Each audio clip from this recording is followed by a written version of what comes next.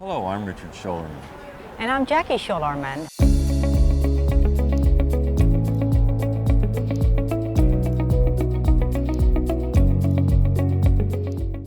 Hello, I'm Jackie Schoelerman with Schoelerman Group of Coldwell Banker Realty. Today I'm with Charlene Ramos. She's the escrow officer and branch manager of Cornerstone Title Company, and Suzanne Borg also is with Title Company with Cornerstone. So, Charlene, can you tell me what is the process of the title work from the moment a realtor contacts you until the day that you close the escrow and the home is transferred from the seller's name into the buyer's name? We're all curious to know what is that process. Yes, absolutely. So the process is, is a partnership. So we stay connected with our agents. They open up escrow, and that's when we start working on our product. So our product is the preliminary title report. So we gather all of the information of record on that particular property. And what that's going to tell us is who needs to sign our purchase contract and what liens or loans are on that property. So that's our starting of the transaction, is finding out what we're working with. Once we get a buyer into contract, then that's when we start working with the buyer's lender, and we get them involved in getting them whatever they need from us. Oftentimes they need our wiring instructions, they need CPL documents, fees. So we start gathering and building our escrow file. So the most important part for a seller side, we'll talk about sellers and buyers. Mm-hmm. So with the seller, what we're gonna need to know is, has anybody died? We're going to deal with any deaths or any documents that we need to gather for trust documents. That's where our seller is most helpful for us, because only they will have this information. Mm-hmm. We're going to gather their payoff information and their liens. What liens do we need to pay off so that we're giving clear title to our buyer? So we always want to make sure we're giving 100% clear title to the buyer. So when the buyer takes over, their owner's policy is clear of any liens or loans from the seller. So that's an important part. We also handle the money. So once the deposit is ready to come in, we follow the contract on how we want to gather that money. So is it going to come in 1 day, 3 days? Is it going to come by a cashier's check or a wire? And we'll follow those instructions. So we'll make sure the wire arrives. We're the middleman that communicates to everybody. We let you know that we have the deposit and the funds, so you know you have a ratified contract. So that's always an exciting part. We also navigate the sign-off with the lender for the loan docs, and also for the seller. We want to make sure our seller knows where their forwarding address is going to be. We want to know where they want their proceeds wired. We're going to want to know, have they talked to their CPA? Are they going to file jointly their taxes if it's a husband and wife? We're going to process the 1099 and the 593. Those kind of questions, if they have an investment property, we highly recommend they talk to their CPA before their signing appointment. So their signing appointment is going to happen around 1 to 2 weeks before the close of escrow date, them being the seller. On the buyer side, once I receive the loan docs from the lender, I'm going to take those loan docs and I'm going to create my escrow documents, completing my closing statement to match all fees and check accuracy of names and spelling and vesting for the buyer. And then what happens is we handle the funding of the loan package. So gathering the money from the lender to make sure that all funds have arrived. And right before we close escrow, we do one more check of title. So that's what we call our clear to close. So our clear to close happens the day prior to recording. I see. So that's why we always like to fund one day and record the next day. We can fund and record same day if we have to, but it's called a special recording. So it's those special circumstances where we got to go a little bit faster and make up some time because the mover's coming and the plumber or the tent is going on the home. So we try to really work with the agents to make sure that we're on time. Right. Yeah. So as far as the close of escrow, if it's a cash offer, how quickly can you close a buyer and seller? Yes. So my record is 3 days. Oh. Everybody has to be local, ready to sign. Money has to be ready to send. But my record is 3 days. A good cash close where it's smooth because we have the weekends is probably about 8 days.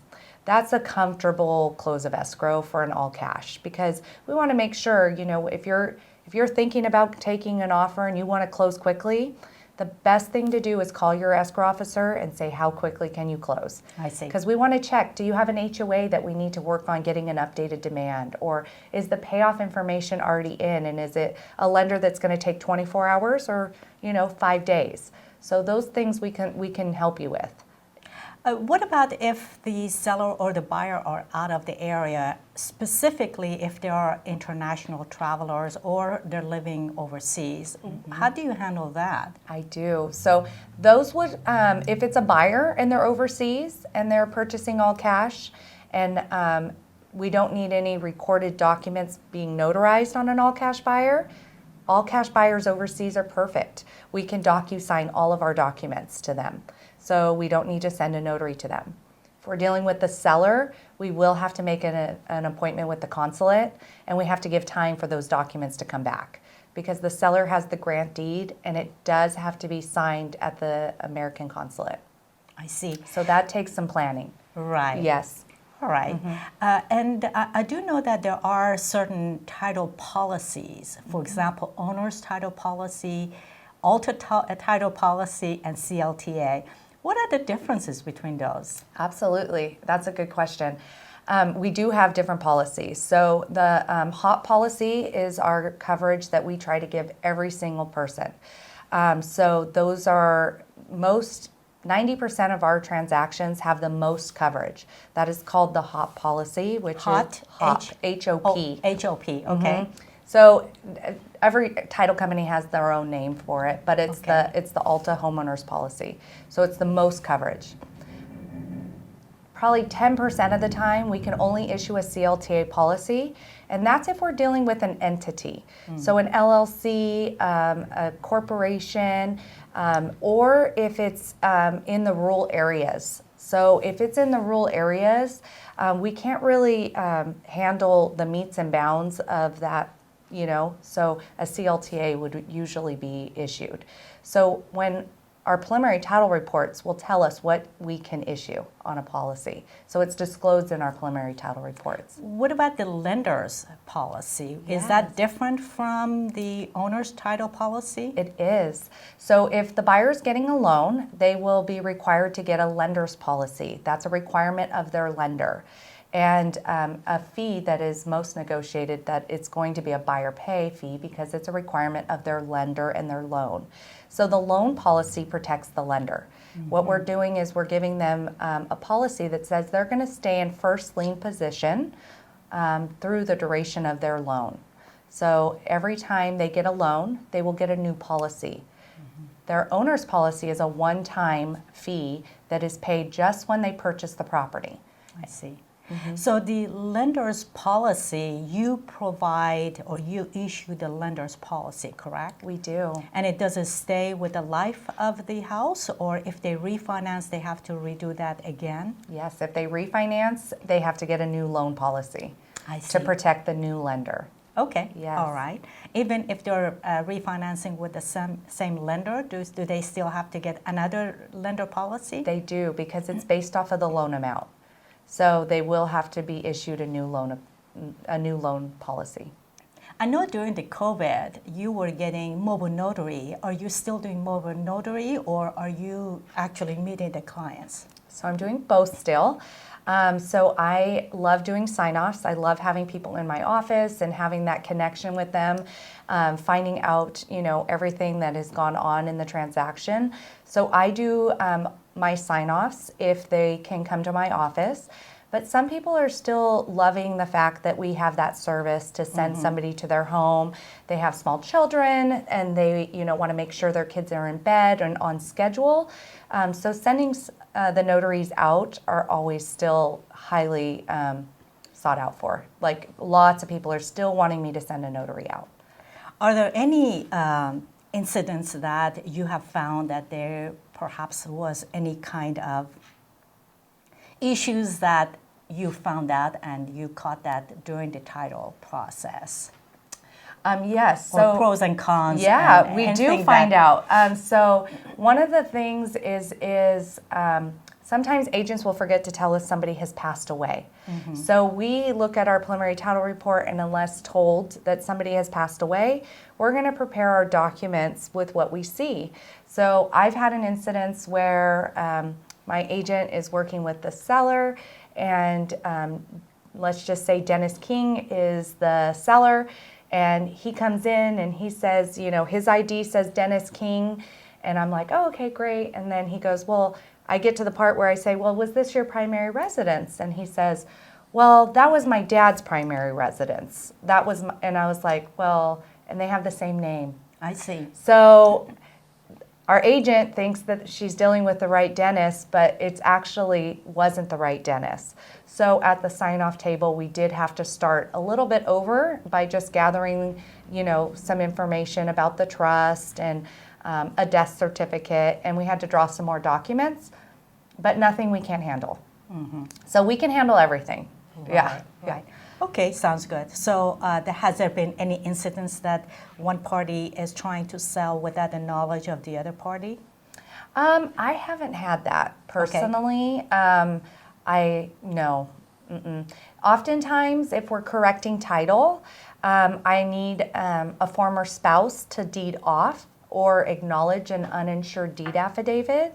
And I have had to make calls to ex-wives or husbands to gather documents, but I always get what I need. Like it's never been where I've had to go to the courts and get a petition for the courts to sign. Usually everybody cooperates. What happens during the transaction or in the escrow, the seller or the buyer passes away? So how do you handle that? Yeah, so I do that all the time. If we're dealing with two people and it doesn't have to deal with any probate, then we can manage the documentation at the branch level without getting the courts involved. If somebody passes away and the home, based on the vesting, needs to go to probate, then we would have to get a probate attorney involved. And we work with probate attorneys all the time, and we get our letters of testamentary that we need from them that tells us who has the rights to sell the property, and me and the agent will work with those individuals and make sure that we have what we need. So we deal with death all the time. Charlene, tell us about if there's a 1031 exchange is involved in a transaction, how do you handle that with working with the buyers, sellers, and the 1031 exchange intermediary? Yeah. And does Cornerstone has their own exchange department? Yes, absolutely. So with our sellers, when we're working with an exchange, the difference is I will get exchange documents from the exchange company that the seller has decided to use. And what will happen is I will follow those instructions. So oftentimes what's going to happen is the funds at the close of escrow are going to go directly to the exchange company. And they will sign my closing statement and make sure that there's no money that needs to be taxed in the transaction, what they call the word boot. So we handle that with our sellers. And when we have a buyer that is doing a 1031 exchange, that usually means that their money is going to be coming from the 1031 exchange company. So same process, we will get documents from the exchange company. I will follow those documents and instructions. And then when it's time for us to have the signatures, the exchange company will sign the net sheet, and they will then send us the funds. So sometimes we have funds that come from the exchange company and also our buyer, because the exchange money isn't enough. Right. And so we follow those instructions by the exchange company. So do you have a 1031 exchange within your company, or do you work with different exchange companies? We work with different exchange companies. So if people ask us for a recommendation, I give them 3 recommendations of exchange companies that we work with. So Old Republic has one, First American has one, Asset Exchange is one, 1031 Exchange is one. So we usually give a list of options if people don't have a relationship. because it's good to find somebody that works for you and is a good communicator. And sometimes pricing might be a little bit different. So some people are price conscious. So, you know, checking out the fees of each, they're very in line. So we're always happy to give recommendations. Great, Yes. thank you. So Charlene, in the event if our viewers need to get hold of you, how do they contact you? Yes, so you can call me at the office at 408-354-0502. My email address is charlene.ramos@cstitleco.com. And we also are on Instagram, and you can find us Best in Title. Nice. And what about your website? Our website is cornerstonetitleco.com. Great. Well, thank you. Suzanne, can you tell us about what your role is with the Cornerstone Title Company, and what do you see that you think that the viewers might be interested to know about what's involved? Yeah, that's a great question. So I am a sales rep, so I support our escrow team in the office by going out in the field and meeting with real estate agents like yourself and equipping them with the tools they need to market themselves and get their name and their services out to buyers and sellers, people who need their help in moving. Great.